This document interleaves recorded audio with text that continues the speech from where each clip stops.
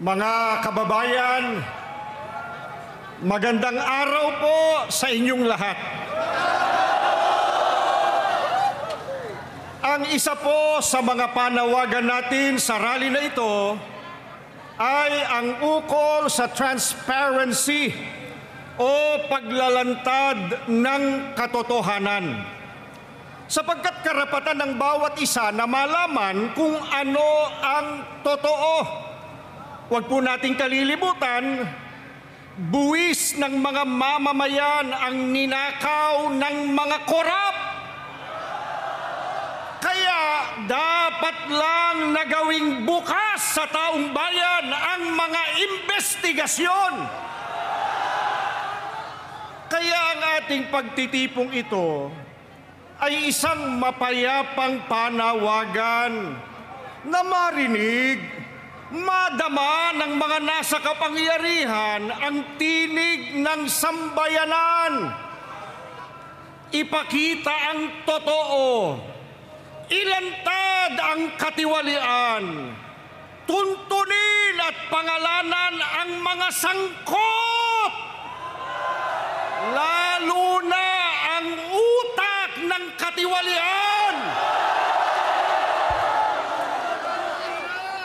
Hindi dapat itago sa taong bayan ang mga katiwalian at mga magnanakaw, kundi dapat ilantad upang mapanagot at huwag nang pamarisan. Kaya sa isasagawang investigasyon tungkol sa napakalaking nakawan sa kaban ng bayan, ang ating panawagan simple, ang ating panawagan madali pong maunawaan: maging tapat, maging lantad, huwag ikubli ang mga guilty sa kumot ng kasinungalingan at pagtatakipan.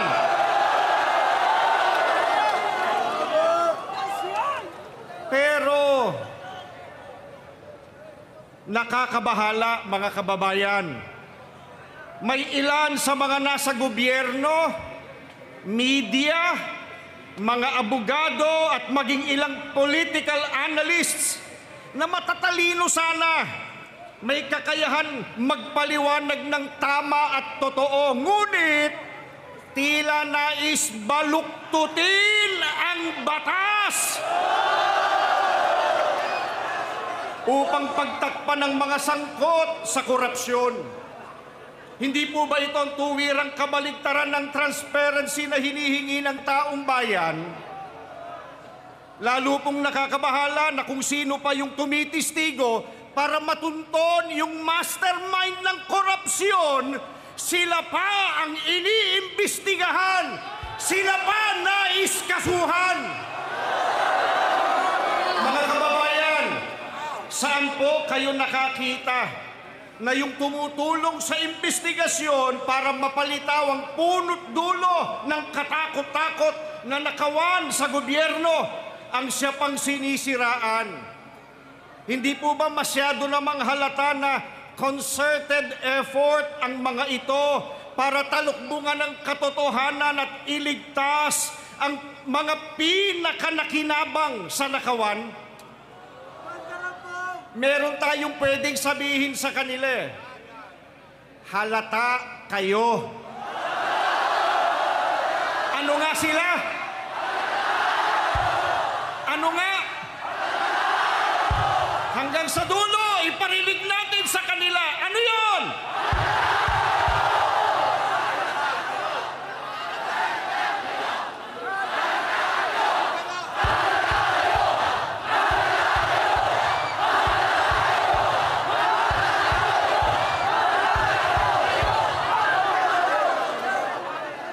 Kapag ang mga dapat sanang tagapagtanggol ng katotohanan ay siya pang nagkukubli nito, saan pupulutin ang ating bayan? Mga kababayan, payag po ba kayo na itago sa atin ang investigasyon at pakawalan ng mga tunay na mastermind ng korupsyon? Payag ba kayo?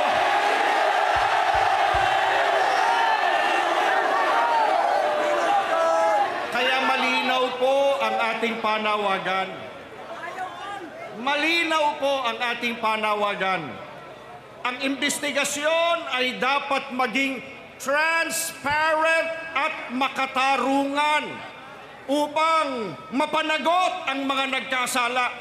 Sapagkat kung meron pong pagtatakip, kung meron pong manipulasyon, kung ang batas po ay babaluktutin upang maprotektahan ang mga makapangyarihan, hindi kailanman maghahari ang katarungan at mananatili po na biktima ang sambayanan. Papayag ba kayo?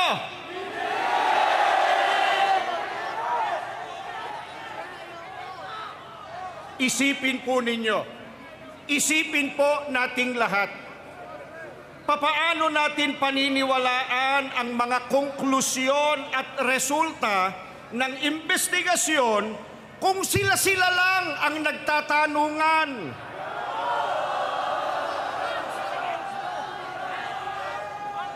Interesado po ang marami. Sino-sino yung pinatawag? Sino-sino yung itinuro nilang sangkot o may pakana sa nakawan sa pondo ng bayan? Ano-ano yung mga ebidensyang ipinakita? Papaano po ito ipinroseso? Ano yung mga hakbang na ginawa ng komisyon? Karapatan po ng mga mamamayan ang malaman ang mga iyan sapagkat buwis nila mula sa kanilang dugo at pawis ang walang konsyensiyang ninakaw ng mga kawatan.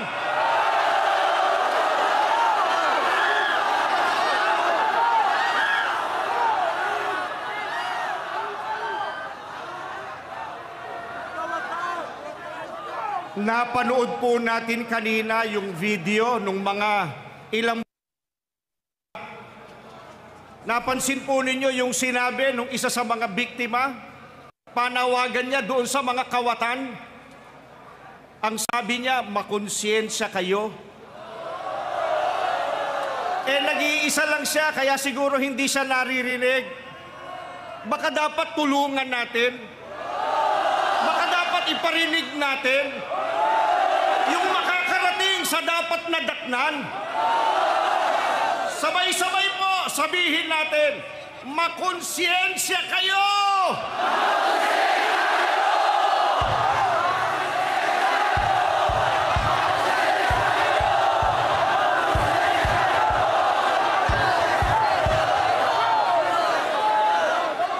Mga kababayan, magbibigay po tayo ng halimbawa.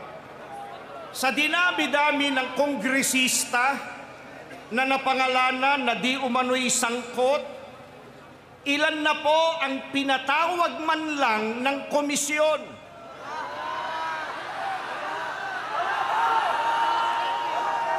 Ilan na ba sa kanila ang inirekomendang kasuhan?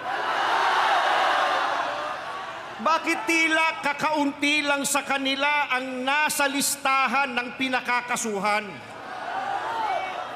Paano po yung mga hindi man lang ipinatawag? Ibig po bang sabihin, ligtas na po sila nang hindi man lang iniimbestigahan? Ang tanong po ng marami, ano po ang basihan? Bakit sila ay tila inililigtas na sa mga kaso?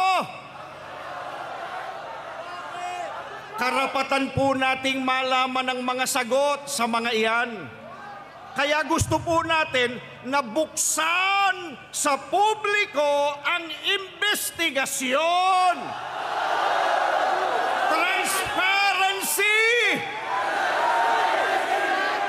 Transparency! Transparency!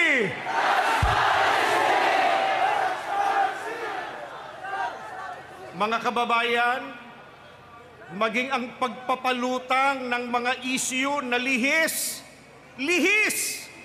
sa pagtunton sa ugat ng katiwalian, isang uri po iyan ng pagtatakip na salungat sa transparency na hangad ng marami. Halimbawa po, para malihis lang ang usapan, ewan namin kung napapansin ninyo, pilit inaangguluhang ang mapayapang pagkilos na ito ay bahagi raw ng planadong destabilisasyon sa gobyerno.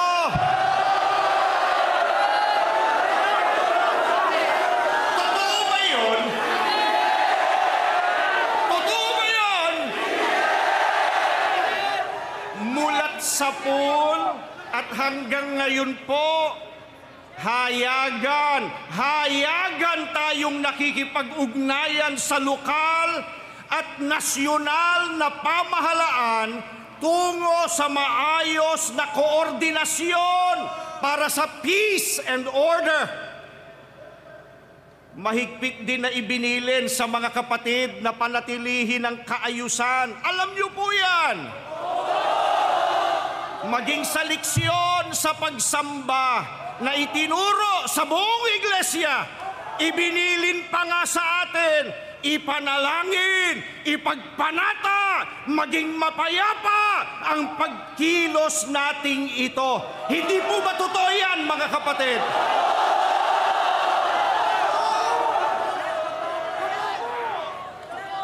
Kaya malinaw po, napakalinaw po, ang walang batayang pagpaparatang at pagdadawit sa iglesia sa kung ano-ano ay isang coordinated diversionary tactic.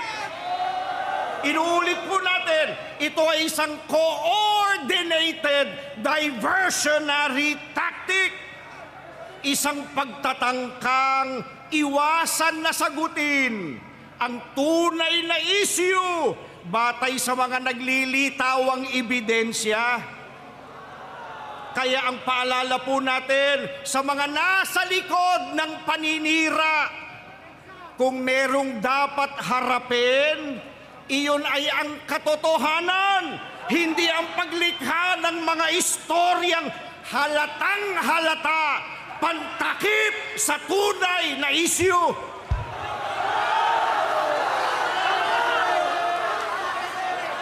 Mga kapatid, isipin po natin sandali at sana naririnig tayo nung dapat makarinig nito.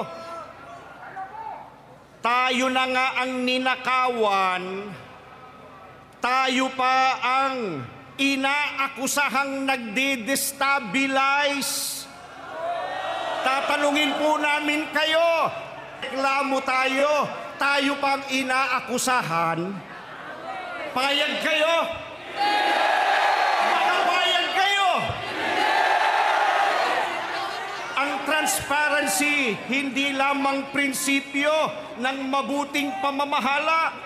Ito po ay utos ng katwiran. Kapag bukas ang proseso, kapag lantad ang katotohanan, nagkakaroon ng tiwala ang mga mamamayan. Ngunit, kapag may pagtatago at panlilinlang, lumalaganap ang kawalan ng tiwala, lumalaganap ang galit, lumalaganap ang pagkakawatak-watak. Kaya, kung nais nating makamit ang kapayapaan, dito po sa ating bansa, kailangang manaig at mailantad muna ang katotohanan. Katotohanan ang dapat ilantad. Iparinig natin sa kanila ano po dapat gawin sa katotohanan. Iparinig! Mahina raw!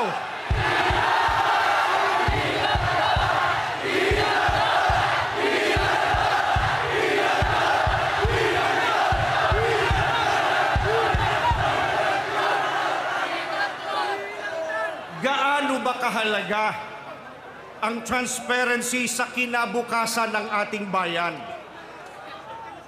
Kapag ang mga kabataan ay lumaki na nakikita na ang katotohanan ay pwedeng itago, ang kasalanan pwedeng pagtakpan, mawawala ang tiwala nila sa sistemang dapat sana'y nagtatanggol sa kanila.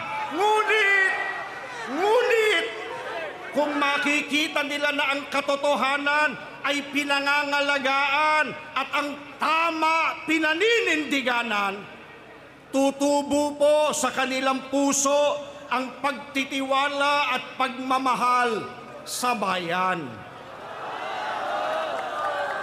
Mahal ba natin ang ating mga kabataan? Mahal ba natin ang ating bayan? Ilantad ang katotohanan.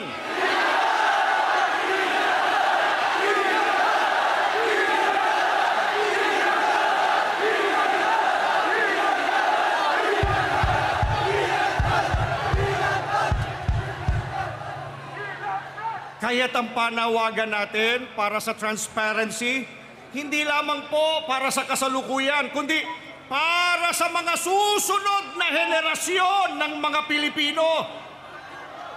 Gaano naman kasama kung payagan natin na matakpan ang katotohanan? Sa tuwing nananahimik po tayo sa pagtatakip sa katotohanan, nagiging kasabwat tayo sa kasamaan. Kapag payag tayo na mamayani ang pagtatakipan at ang kasinungalingan, ano po katumbas niyan? Pinapayagan natin na patuloy na abusuhin ng mga kawatan ang ating bayan. Sino po tinatawagan natin ng pansin? Mga kawatan!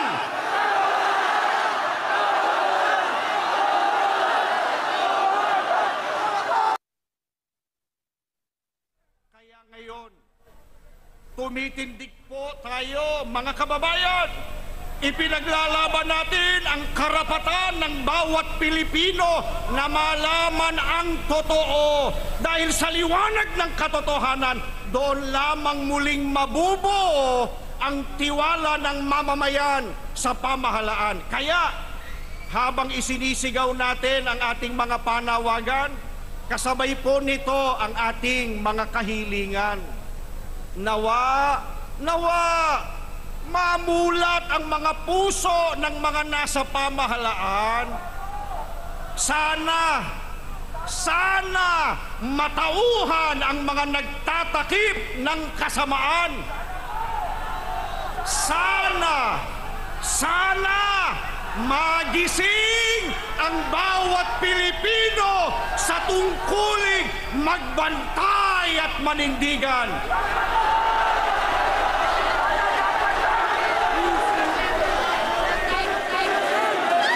Sapagkat sa panahong ito po ng kawalan ng katiyakan, ang pagiging tapat at totoo ang pinakamataas na anyo ng pagmamahal sa ating bayan.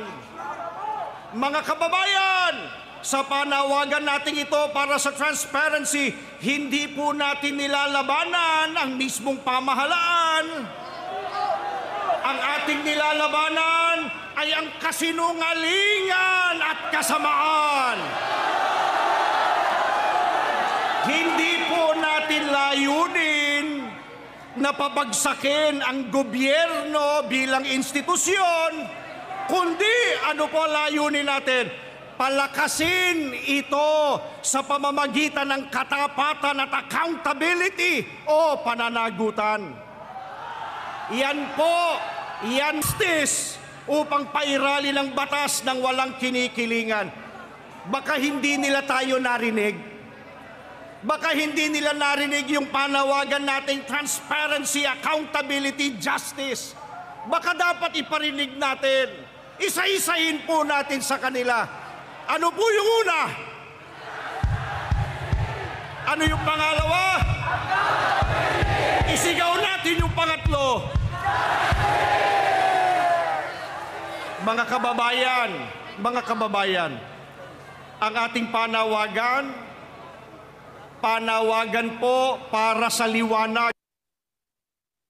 Ilantad ang totoo, pinipili rin nating magbigay liwanag sa ating bansa. Huwag tayong matakot sa katotohanan sapagkat ito po ang magpapalaya sa atin mula sa talikala ng kasinungalingan at korupsyon. Kaya mga kababayan, ipahayag natin ang ating mga panawagan ng may pag-ibig sa ating bayan. Ipanawagan po natin ang transparency para sa hustisya, para sa pananagutan, para sa kapayapaan ng ating bansa. Maraming salamat po. Mabuhay ang Pilipinas! Mabuhay ang Pilipinas! Maraming salamat po.